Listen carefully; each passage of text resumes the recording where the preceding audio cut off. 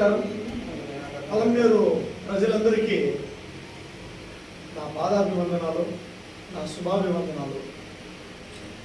మీరందరూ కలియుగంలో కూడా ధర్మం ఉంది అని చెప్పి నిరూపించిన పలమనేరు ప్రజలందరికీ, కలియుగంలో కూడా సామాన్యుడు ఎట్టాపా గెలుస్తాడో, డబ్బులు పంచకన్నా ఎలక్షన్లకి ఓటుకి 2000, 3000, 4000 పంచకుండా జనాలను మేపకుండా అది ఎట్లా గెలుస్తాడబ్బా అని చెప్పి అందరూ ముక్కు మీద తేలేసుకొని ఉన్నారు.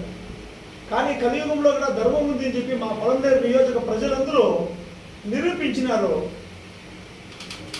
10,000 అంటారు, 15,000 అంటారు, ఒక్కొరు 25,000 మంది వచ్చేసినారంటారు. ఒక్కొరు పలమనేరులో సొందు వీధి వీధి మొత్తం అసలు జాగానే లేకుండా అయిపోయింది అని అంటారు. ట్రాఫిక్ జామ్ అయిపోయింది, ఊర్లు వాడ ఒకటైపోయింది. మొత్తం పలమనేరు నియోజకవర్గ ప్రజలు మాత్రం కుప్పం వాళ్ళు కాదు, బెంగళూరు వాళ్ళు కాదు, పక్కనున్న మన కాన్స్టిట్యున్సీలు కాదు, కుమునూరు వాళ్ళు కాదు, ఓన్లీ పలమనేరు మాత్రమే మహిళలు అత్యధికంగా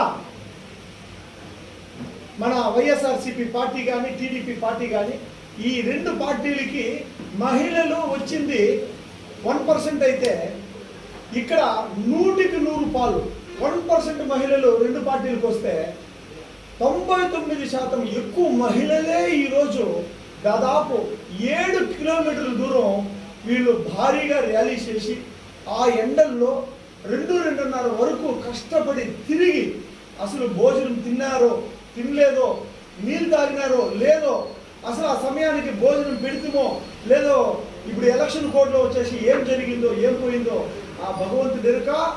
కానీ ప్రతి ఒక్క మనిషి, ప్రతి ఒక్క మహిళ, ప్రతి ఒక్క అవ్వ తాత చిన్న బిడ్డల్ని సంకలోకి వేసుకొని వచ్చి ఇంత బ్రహ్మరథం పడతారని చెప్పి మా కళలో కూడా మేము ఊహించలేదు. మన ప్రెస్ సహోదరులు దాన్ని అందరూ గొప్పగా వచ్చే సహకరించి అయ్యో కొత్తగా వచ్చి కష్టపడతా ఉన్నారు.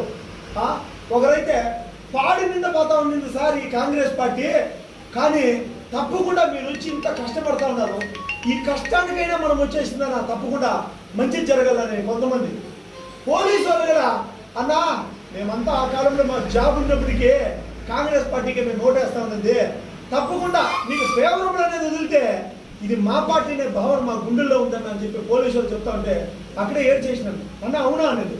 తప్పకుండా ప్రతి ఒక్క మనిషి ఈ పలమనేరులో నడుచుకొని పోతా ఉంటే అక్కడక్కడ నేను దిగినప్పుడు 20 మంది 10 మంది వచ్చే చుట్టుకొని అసలు వాళ్ళ అభిమానం చూస్తూ ఉంటే అడిగినాను, ఈ అభిమానము జస్ట్ అభిమానమేనా లేదా ఓట్ల వరకు మారుతాయా, ఓట్లు వేసేదానంత వరకు వస్తాయని.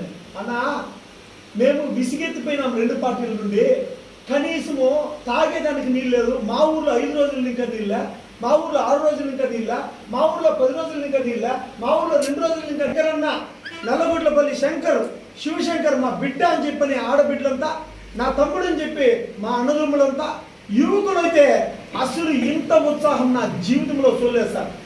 కాంగ్రెస్ పార్టీకి జై అనుకుంటా, శంకరన్నకి జై అనుకుంటా వాళ్ళు గొంతు పగిలిపోయి నీరసించిపోయి దాదాపు 3 గంటల వరకు నా లైఫ్లో నేను ఎక్కడా వచ్చేసిన నేను అసలు అనుకోలేదు సార్.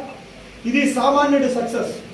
ఒక రైతు కూడా రాజకీయాలకు రావచ్చు, ఒక రైతు సామాన్యుడు కూడా రాజకీయాల్లోకి వచ్చి గెలవచ్చు. ఒక రైతుకు కూడా అందరికీ 5,000, 6,000 వస్తే ఒక రైతుకి 20,000 జనం నామినేషన్కి వస్తారు.